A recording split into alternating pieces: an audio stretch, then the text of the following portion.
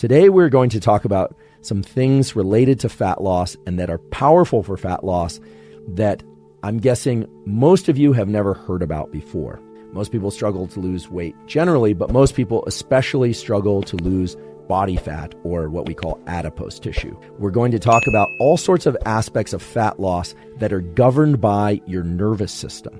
And this is, I think, an important gap that's missing in the discussion about fat loss. Remember, your nervous system, which includes your brain and your spinal cord and all the connections that they make with the organs of the body, governs everything. If you ingest about as many calories as you burn, you maintain weight, typically.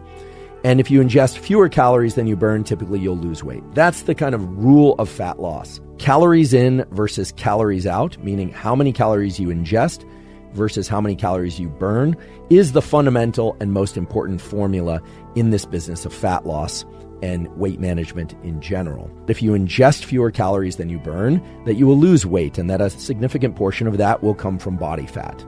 But the calories burned portion is strongly influenced by a number of things that you can control that can greatly accelerate or increase the amount of adipose tissue, or the proportion of adipose tissue that you burn in response to exercise and food. We're going to break down that process into two important steps. And if you can understand those two important steps, then the rest of the tools will be very straightforward to understand and manage. However, there are a couple items that you should make sure you're getting correctly. And if you're not perfect about these, don't worry about it. Most people are not perfect about them. I'm certainly not perfect about them. But we should all be striving to get quality and sufficient sleep. Get your sleep right. Get your light exposure right. Avoid bright light in your eyes at times you want to be asleep, and get bright light in your eyes at times you want to be awake. The other thing is essential fatty acids. We need fatty acids. They are vital to so many aspects of our health. You don't have to get them from supplements. You can if you want to, but you need to get them from your food. They are essential.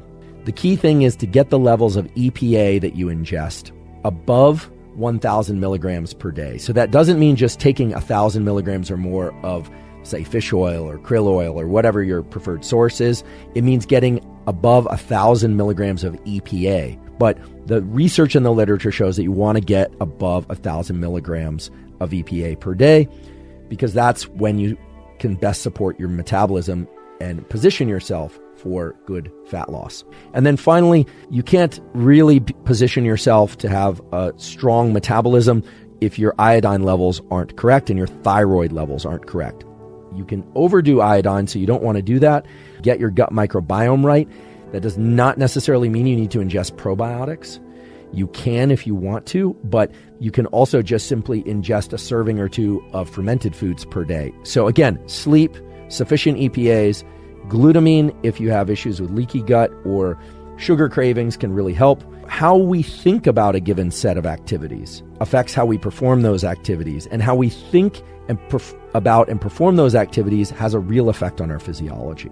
The burn factor, your thermogenic environment, is one of the, if not the most important factors in this business of fat loss. So let's talk about fat utilization. Let's talk about how fat is converted into energy, which is sometimes also called fat burning. There's two parts to this process. One is fat mobilization, and the second is fat oxidation or utilization. Stored fat has two parts that are relevant here. It's got the fatty acid part, and that's the part that your body can use, and that's attached to something called glycerol, and they're linked by a backbone. So if you just can remember, to mobilize fat, you got to break the backbone between glycerol and these fatty acids, okay?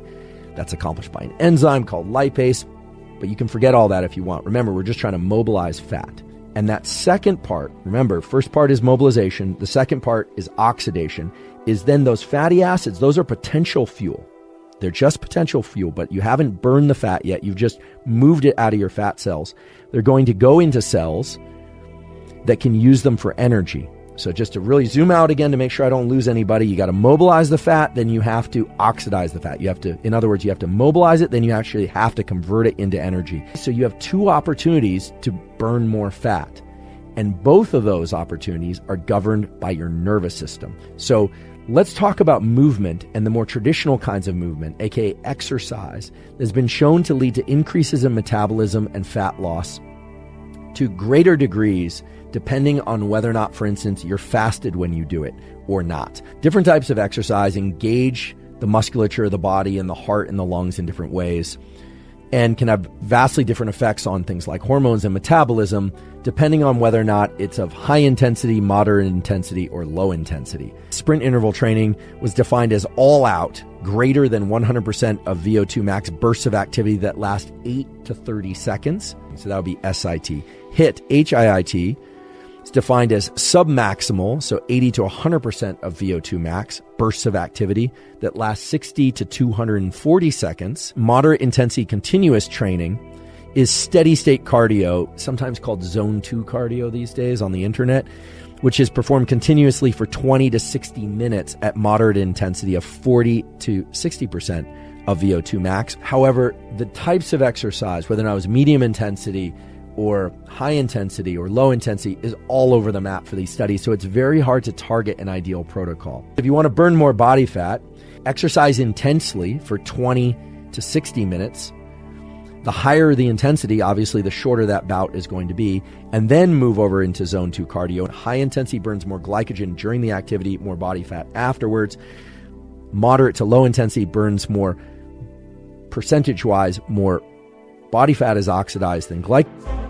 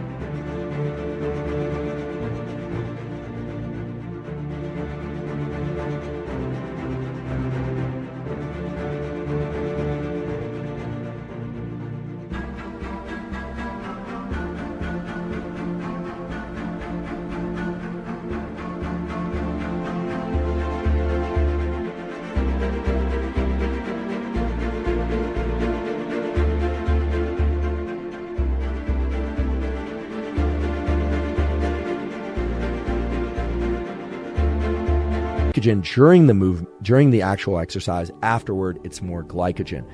Moderate and high intensity training followed by low intensity training, or even just followed by going back into life, is going to be the best way to continue to burn body fat because of the ways that it increases basal metabolic rate. So train moderately to intensely, to very high intensity, and then moderate to low intensity. Or train moderate to high intensity and then go about life. So now I want to turn our attention to compounds that increase epinephrine and adrenaline, as well as compounds that work outside the adrenaline epinephrine pathway to increase the rates of fat loss. There are things that people can ingest that will allow them to oxidize more fat. And that occurs mainly by increasing the amount of epinephrine that is released from neurons that innervate fat tissue. It's well established that caffeine can enhance performance if you're caffeine adapted. There's this kind of interesting phenomenon where ingestion of caffeine serves more as a performance enhancer, both by increasing alertness, but also by way of dilating vasculature, of allowing more blood flow. Caffeine can enhance the amount of fat that you burn in any duration of exercise, and it can shift the percentage of fat that you oxidize compared to glycogen. If caffeine is the kind of the entry point for most people of using compounds to increase the rate or percentage of fat loss in exercise and even at rest, what are some of the other things that are useful and interesting? I've talked before about something called GLP-1. This is something that can be triggered by the ingestion of yerba mate, which is a tea. Mate increases GLP-1.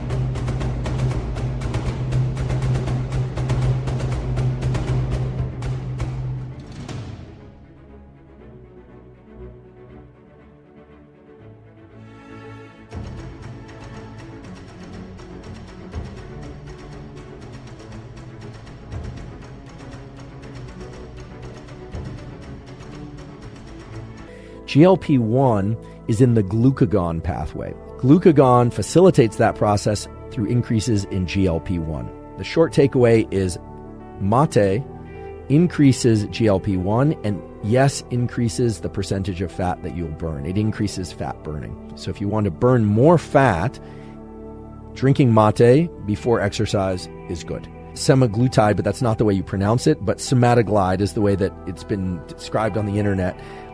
In any case, this compound increases GLP-1. It's actually a GLP-1 analog in some cases, and they go by various types of trade names. I hope you found this conversation interesting, both for sake of understanding fat loss and how to lose fat more quickly and to lose more of it, if that's your goal, as well as simply to understand the biology of fat metabolism from a different perspective, from the perspective of the nervous system.